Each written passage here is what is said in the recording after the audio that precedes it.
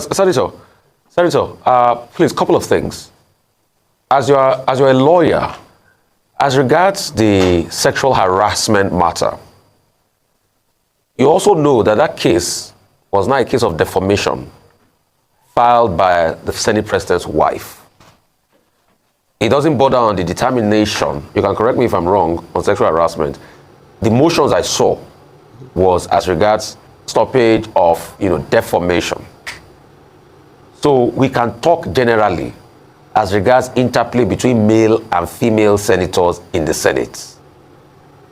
And I also refer you to the case of Iretiola Kingibe, which she had a tiff back and forth in the Senate.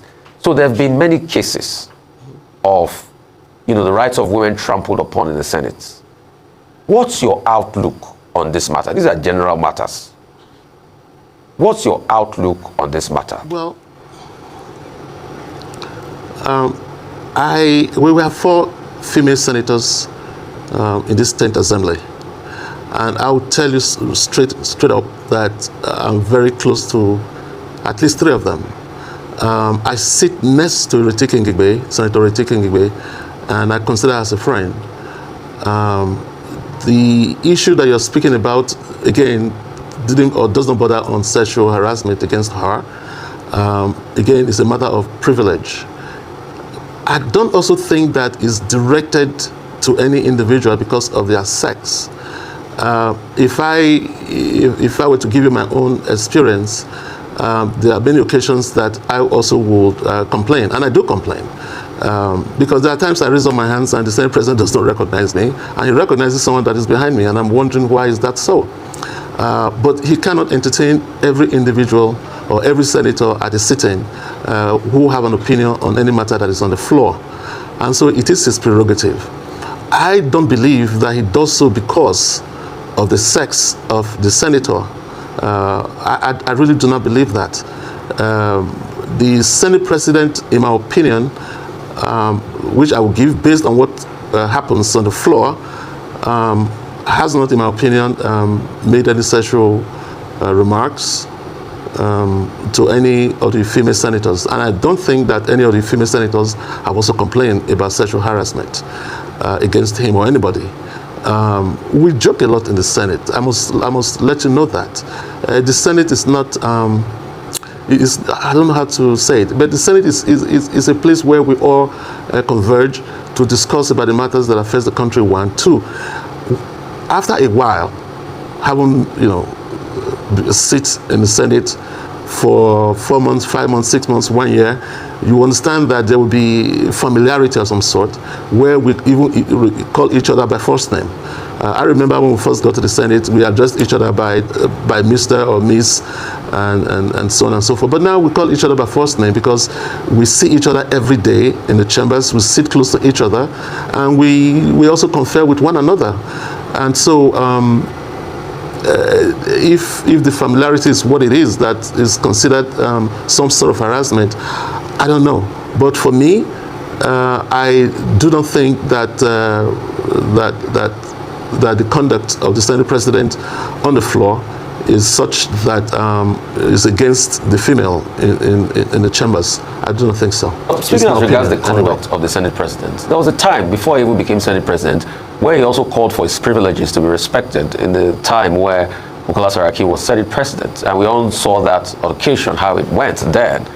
And, the Senate President, too, in the spirit of joke, has also made many very funny jokes. You remember the jokes of prayers to your account or email addresses? Maybe, Senator, you might tell me what those prayers were about to your email addresses. The issue of the 9 Club, And what we saw as regards how, Senator Ireti Kingibe was shouted down, and you were pretty much saying, no, that's not the case, that you sit close to her. And she has also come to grant an interview. But I also want you to tell me more about Order 10, privileges of a senator, which I sort of think is like your filibuster like they have in America in the Senate here, that when you have something pertinent to say, at least you should be accorded that right of saying it. You want to tell me more about that?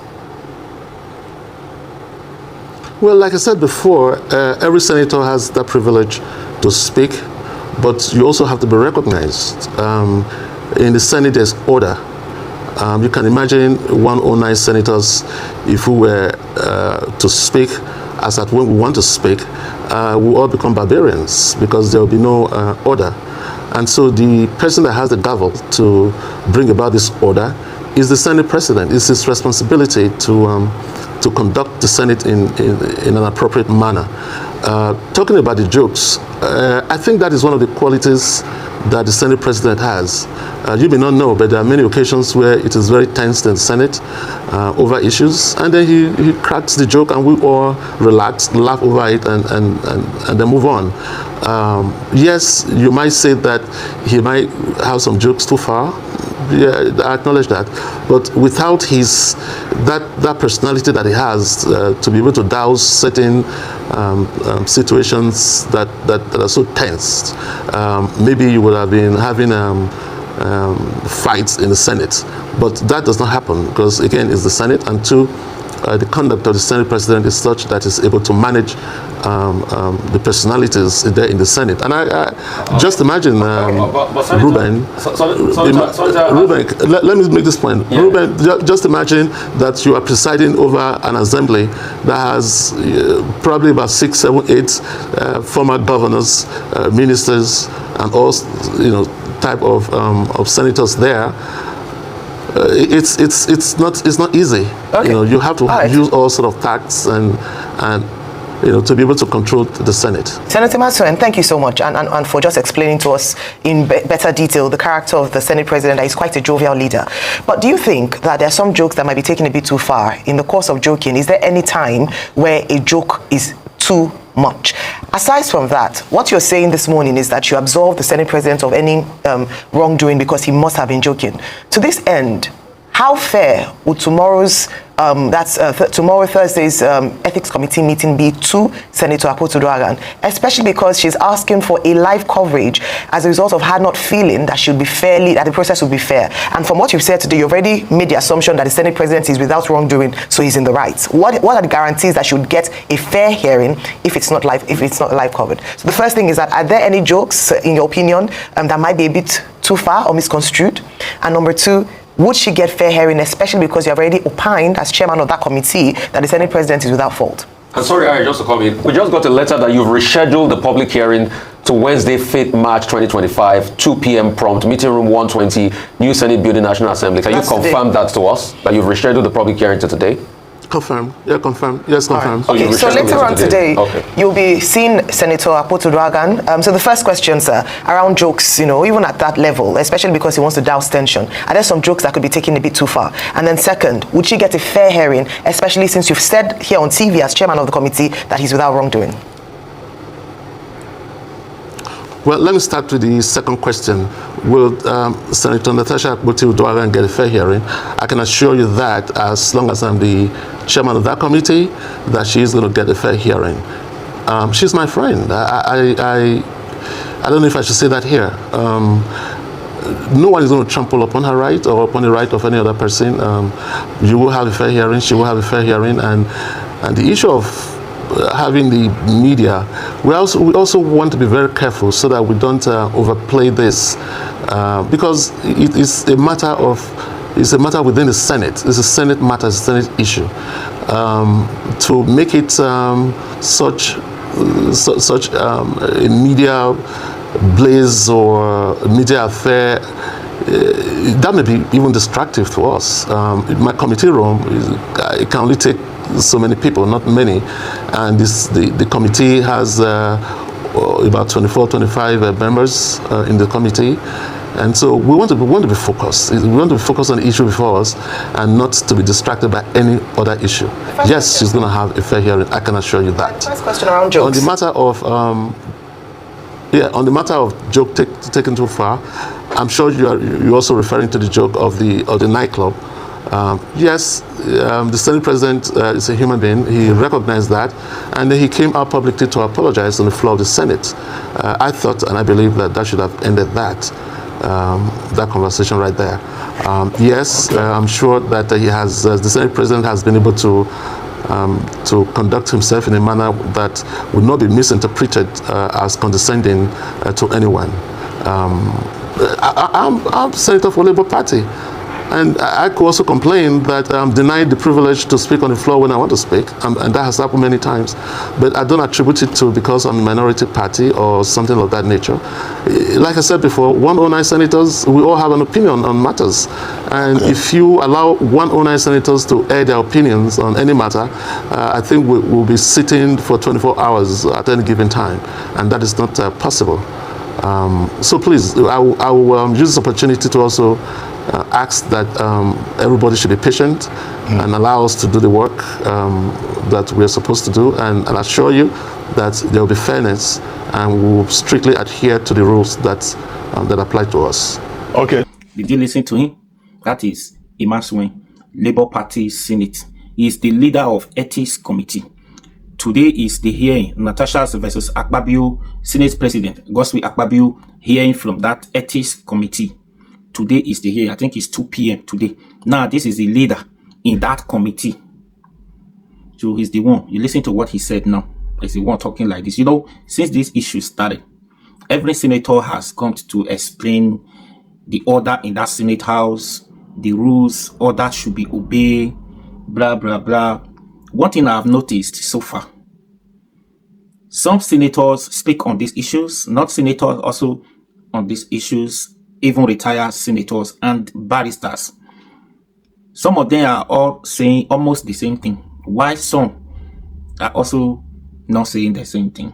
And anybody who comes to speak on these issues, who is not saying the issues, like who is not blaming Godswill Akpabio for this, or who is not saying that Senate Akpabio actually did this, that person is an enemy of Natasha. That person is not supporting Natasha. But some people just believe that because this allegation has been before the Senate President, that everybody should agree that it is true, because Senate President is, because they look at him is somebody who could actually do it. Some people say it is not the kind of person. Now, this might also say something, just like the other senator, the former majority leader said, Senate President joke a lot. He take everything too light. And he jokes a lot, takes everybody like friend. They see that place is normally in a school, anywhere you are. Now, there are some times where everybody just beat together. They just decided to laugh at each other, crack jokes, and say all sort of things if the camera is not on, right? But sometimes people take it to the next level. They don't know when to set boundaries. They don't know where to set boundaries when the camera is on, when it is serious business. This is, do you understand? You know, some people, that is a problem. Now, this is not to say, like I always say, this is not to say Senate President is not guilty or is guilty. You are not expecting me. I don't even think anybody should agree or should say Natasha is saying the truth or she is lying, because we do not have evidence. There's no evidence. You don't expect me to believe in what there is no evidence about. This is allegation until it's proven. He who alleges must prove. Until Natasha are able to prove Senate President that yes, this is true, then everybody will believe. But now it's still an allegation. I can only speak like, okay, I'm not going to blame Natasha for accusing Senate President. I'm not going to blame Senate President for doing what he's been accused of, because I don't know. I wasn't there. So people are saying, sometimes they'll say, are you supporting Senate President? Do I know Senate President? I've never met this man before. Do I know Natasha? I've never met her before. So you are not expecting me to blame or support one. Everybody who comes to speak on this issue is the person is biased. The person does not know what he or she is saying because he or she is not supporting Natasha. We give kudos. Everybody give kudos to Natasha. Do you understand? People, we try to see the differences. How possible is this? What was that? What was the event? How does it happen? And when you look at it, because from the beginning, if there was no that disagreement in that Senate House, would Natasha come out to make this allegation? This has since 2023, and she kept it to that very day. Probably she was looking for a opportunity to do so. Even this man is a Labour Party saying the same thing, that she has been kind of privileged sometimes, many times, not allowing him to speak on some issues. Everybody cannot be, but when it's becoming too much, every time only you, they are not. That's where it comes for questioning why. That's the area where Natasha is focusing on. And people can only judge this issue based on what happened in that Senate House on that day before they started.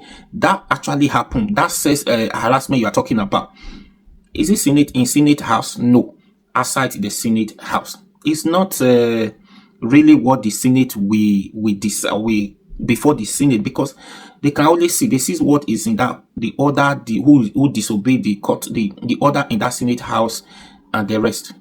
Every other thing is. So today is a hearing anyway. Let's see what's the outcome of that hearing today, and let's see what happened. 2 p.m. is the time. Anyways, it's not going to be live. They are not transmitting this, they broadcasting this live, sorry. So it's not going to be live today, but let's see what happened. Please share this video.